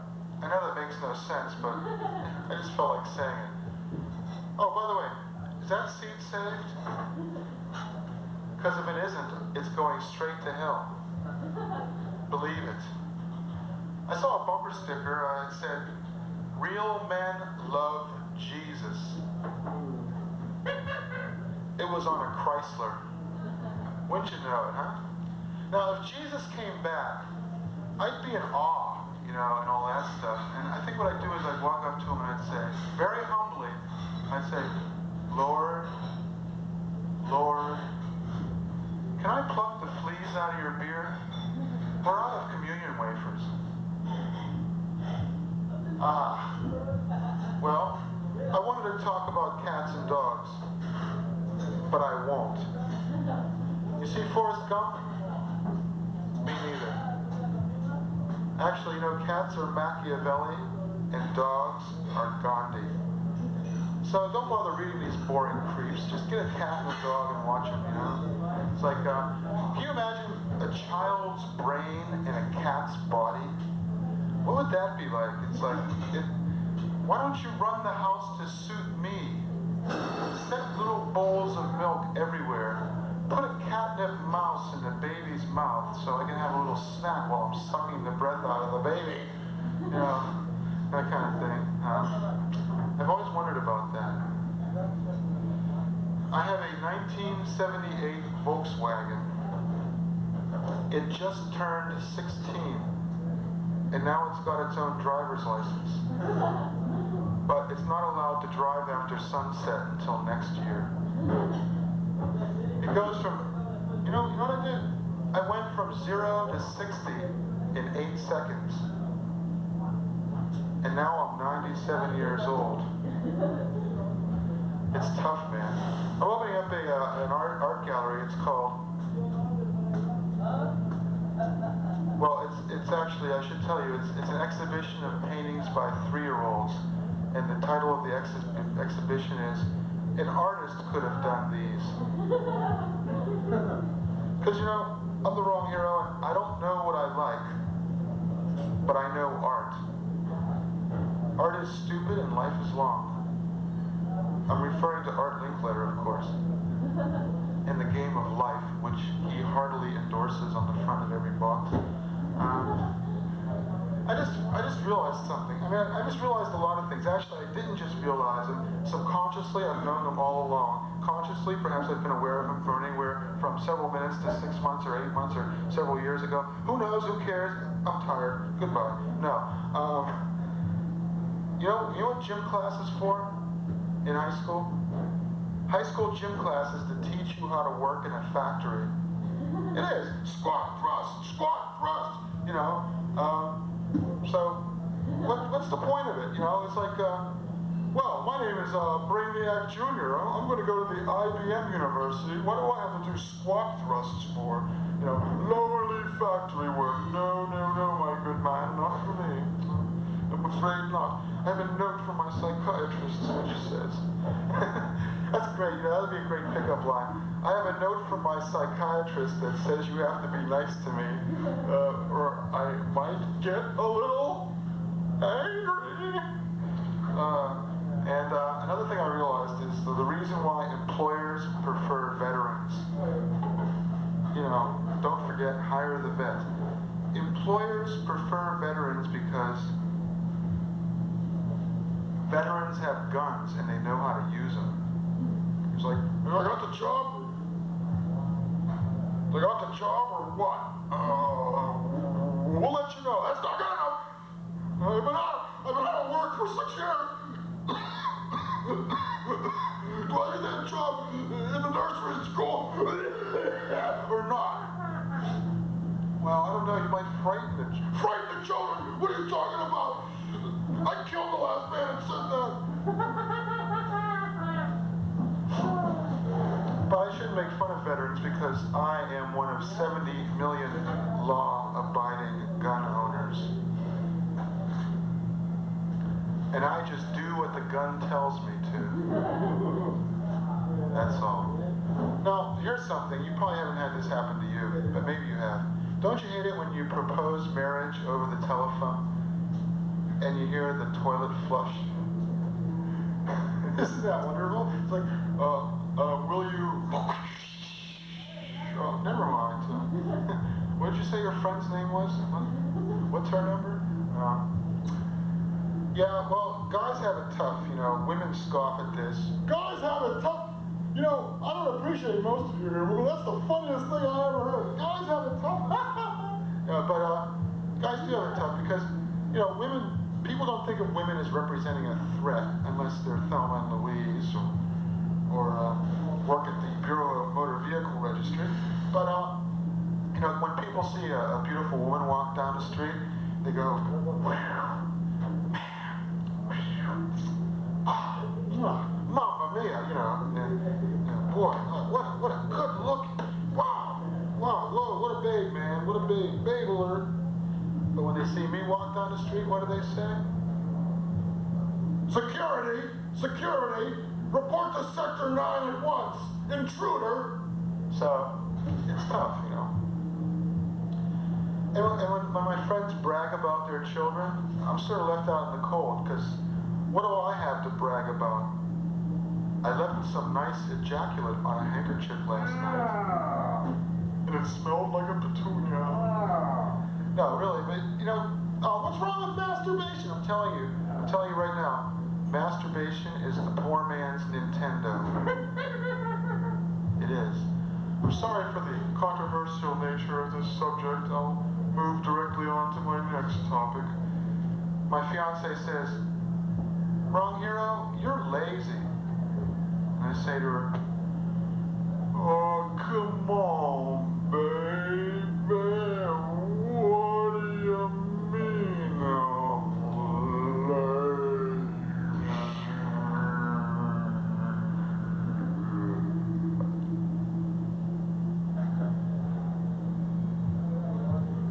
Now you know, if you don't have your outfit tailored, you're always stepping on your cape. Don't you hate it when that happens? How does Superman have the room to put his glasses, his suit, and anything else he might be carrying with him in a pocket in the lining of his cape? I mean, wouldn't this shit get burned up when he flew into the sun? It's like, why are you naked, Clark? Well, I flew into the sun and my civilian clothing burned up. Call the police. Clark Kent has gone mad. You know, I've always wondered how he deals with it, and I intend to ask him next time I see him. I don't want to marry the girl next door because we live in the space age. I want to marry the girl from another planet. That's what I want. I live in Central Square, and you learn a lot about living when you live in Central Square. Like you learn which semi-automatics make the loudest noise, that type of thing, you know, useful knowledge. Now, don't get me wrong, our apartment is a man's apartment.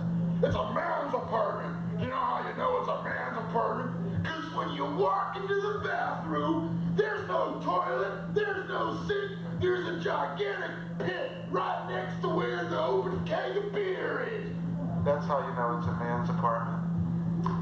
Now, my roommate, I have a new roommate, he just moved in, and he said, "Does this place have a fireplace?" And I said, "No, but I smoke a lot." He said, "Why is the kitchen painted yellow?" And I said, like I said, I smoke a lot. I was walking down the street, and unfortunately, I couldn't get this jingle out of my head. It was, "I feel like chicken tonight, like chicken tonight." Boy, don't you hate, you know, it's just like, you're walking down the street and you can't, "I feel like chicken tonight." You know, and you start making little variations on it, you know, opera. "I feel like chicken," you know, or grunge, you know, "Feel like chicken on the table," you know, or, I don't know, rap. "I feel like chicken tonight, I feel like chicken." You know, or, you know, and it's so sad that our heads are full. Instead of thinking useful thoughts, you know, like, "Thou shalt not steal, thou shalt not kill, thou shalt not cover thy neighbor's ox or thy neighbor's goods," it's, "I feel like chicken tonight."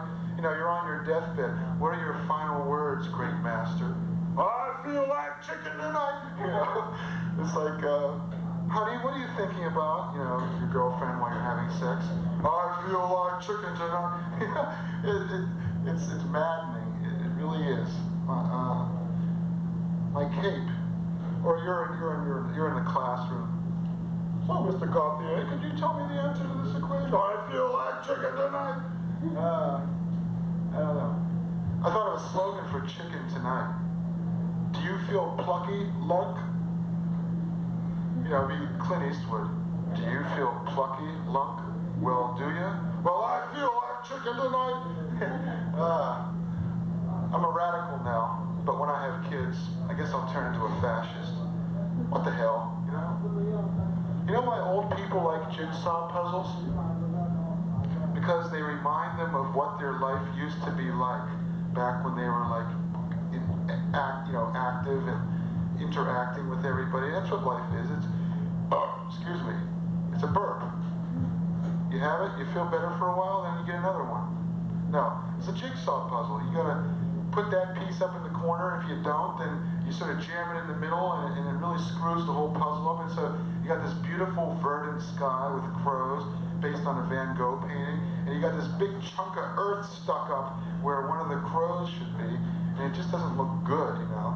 And people look at it and say, increase his dosage to 3 times a day, will you? And it's like, so you know, you just got to be careful in life, and a jigsaw puzzle is sort of a metaphor for that.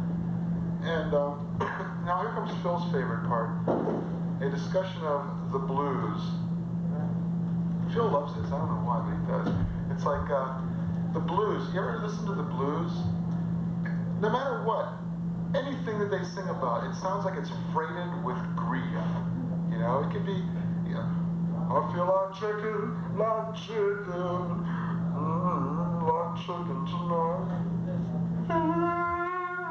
You know, you know, nursery rhymes. Little boy blue, come blow your horn. The sheep's in the meadow, the cow's in the corn. But as a blues song, it's like, little boy blue, baby blues, come blow your horn. You know, it's so sad. And it's like the only lyrics I know are blues lyrics. So like when I'm trying to sing to my fiance, it's sort of like you know, I come up with all these lyrics that like, will you sing me a song? Well, the only song I know is Mississippi Boll Weevil Blues. You know, it's like you can sell your cotton and you won't get half a cent, Lordy. You know, she really loves that. It's really romantic, candlelight. You know, I blow the candles out when I'm singing it, and you know, because the blues really speaks to the modern condition. It does. It does. You know, okay, never mind, and you know, but the blues really speaks to the modern condition. It's like I got a yellow gal I can't keep. You know, and it's like wow, man, I have that problem all the time. You know, really. So my mother used to tell me, don't play with your food. So just to spite her, I used to take the mashed potatoes and make it into a guitar. You know, and the frets with little peas and whatnot. And English philosopher Mick Jagger once said, time is on our side.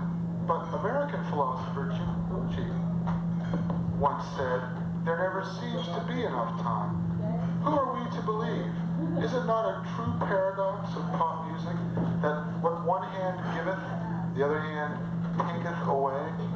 I'm going to do my impression of Elvis, but I have a special spin. It's Elvis in his offstage identity. I can see you're playing music because you carry your guitar. But you know what Phil Oakes said? God help the troubadour who tries to be a star. Anyway, my Elvis impression, and you'll appreciate this. It's like Elvis off stage.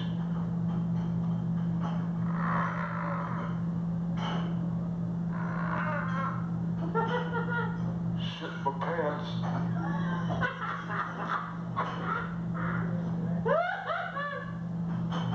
Colonel Parker swindled me out of half of my fortune. Daddy, if I want to throw diamond rings into the front row of the audience, that's my business. Mama, don't take them diet pills. I love you just the way you are. Cookie, make me a peanut butter and bacon sandwich on a loaf of Italian bread. You know, the usual. Make that a double. Lord. Poor Elvis. Yeah, poor Elvis, you know, it's like, can you imagine a guy so dysfunctional that his daughter marries Michael Jackson? Woo! What would he say to that, you know? Well, that son bitch can't even sing no more. I dance better than you. No, maybe not. Well, you know the Come As You Are party where you're supposed to come to the party as you were when you were called on the phone to be invited to this party? It's actually a dying institution. People don't give come-as-you-are parties anymore.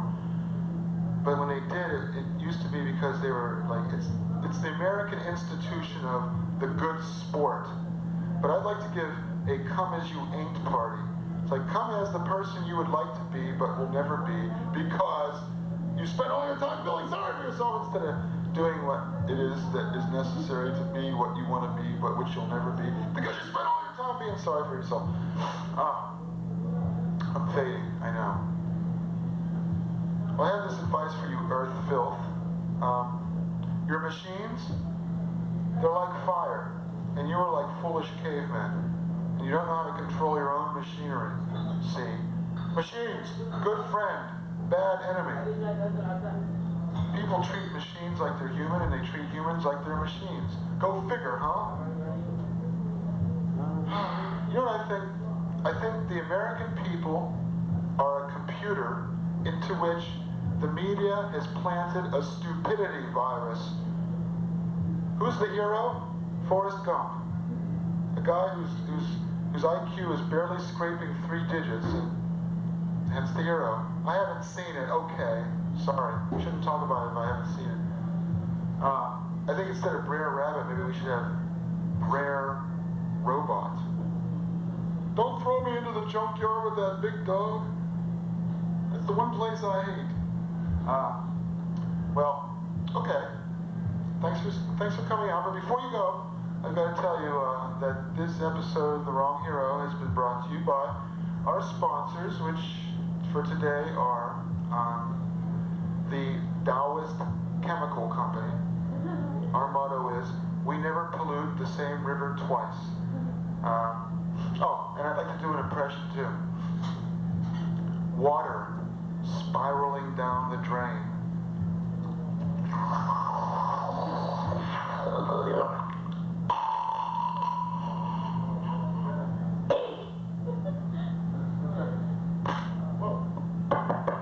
What's wrong with America? I know you didn't ask, but I'm going to tell you anyway. Your electorate is addicted to entitlements, and your elected officials are addicted to their perquisites and the power of the military-industrial complex. And how can it be a democracy when the army runs everything? And the reason they run it is there's no war, but what if there is? And what if probably foreigners come and try to take all of our stuff because we're so rich? And we gotta have an army and suck up all the wealth in the country just in case this happens. But by the time the army's done, there won't be any wealth for them to take anyway, so it won't matter. My precise emotion at this moment, I feel like punching the air with my fists, even though I haven't won anything. I found somebody else's check, and I cashed it.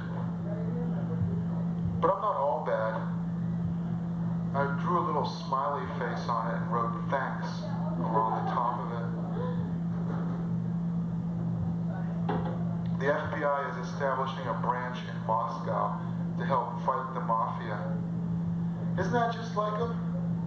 For 50 years, the mafia was in the United States and the FBI didn't do anything about it. And now, well, we'll show you how to get rid of your mafia. We did such a good job getting rid of our own, didn't we? Some people call me a chicken little. I'm actually a chicken big. And my motto is, the ground is flying up, especially when I'm in an elevator.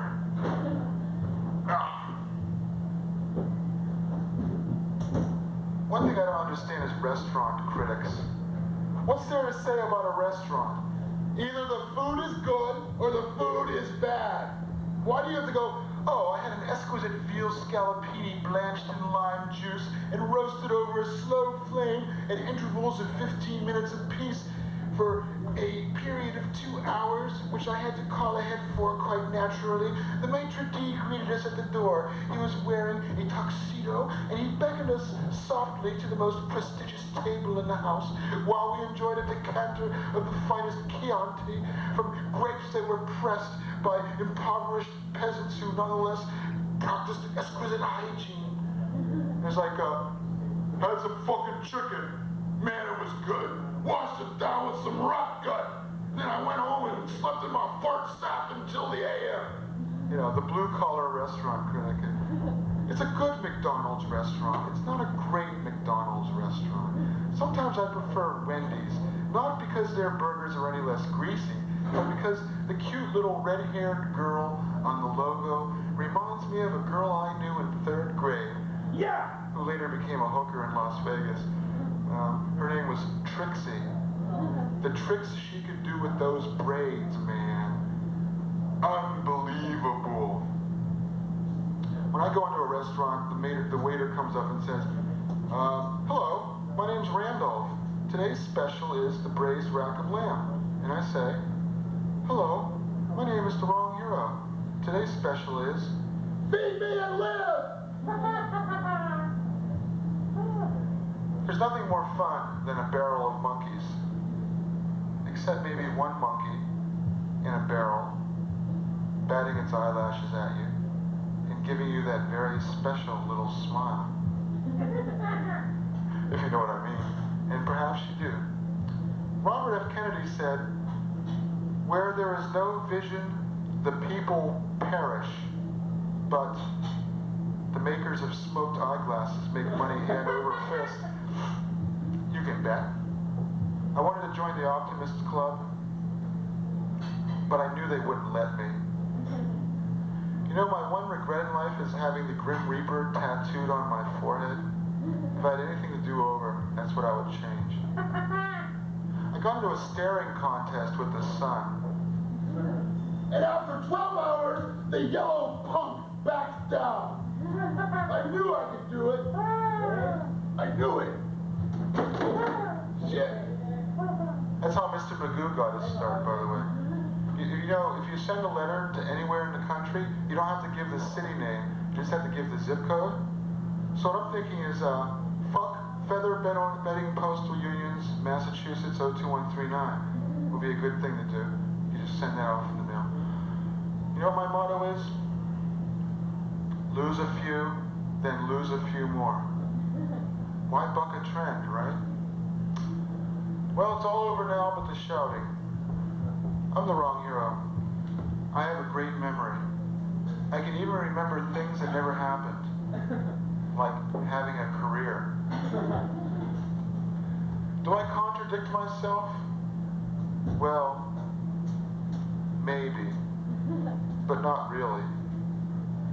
I'm the wrong hero, and my motto is, the best is the enemy of the good.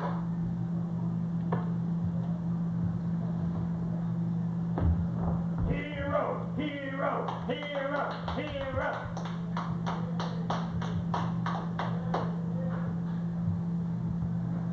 What you have just seen has been the wrong hero in The Best is the Enemy of the Good.